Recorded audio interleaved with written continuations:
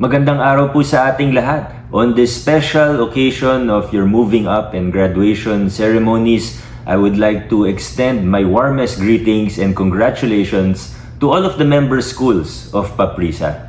First of all, to your school administrators, officials, teachers, non-teaching personnel, congratulations. I commend you for all of your efforts to help our students in their journey of learning. You have overcome so many challenges in the last several years. The last several years have not been easy, but because of your continuous efforts, we are here where we are today.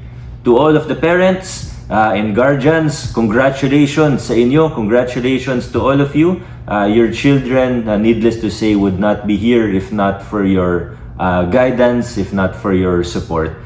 But of course, most of all, congratulations to all of the students, to those moving up, to those graduating.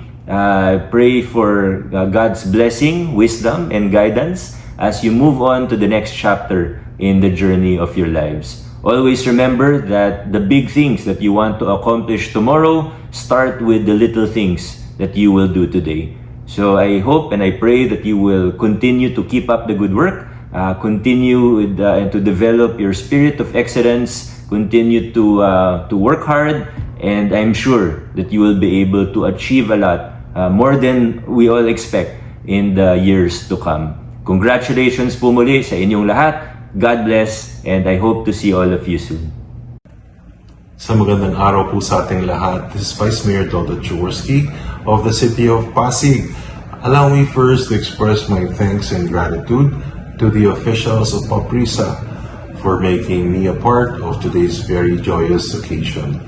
Nais ko pong ipabatid ang aking mainit na pagbati sa ating pong magsisipagtapos to our movers and graduating students of school year 2023-2024.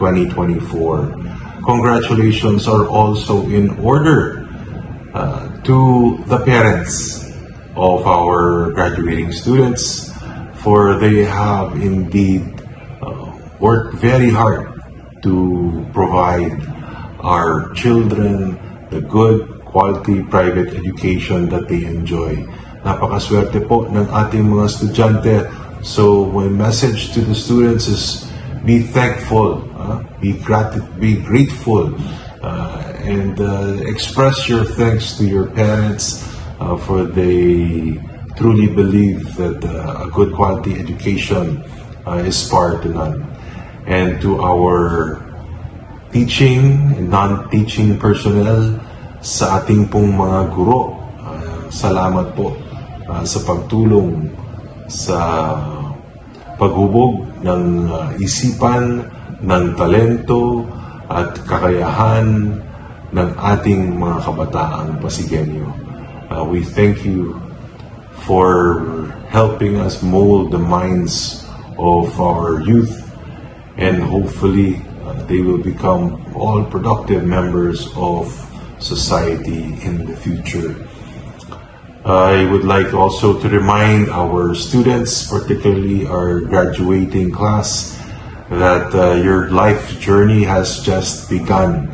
I am certain that you will face many more achievements in life for as long as you adhere to the values of hard work, discipline, and perseverance.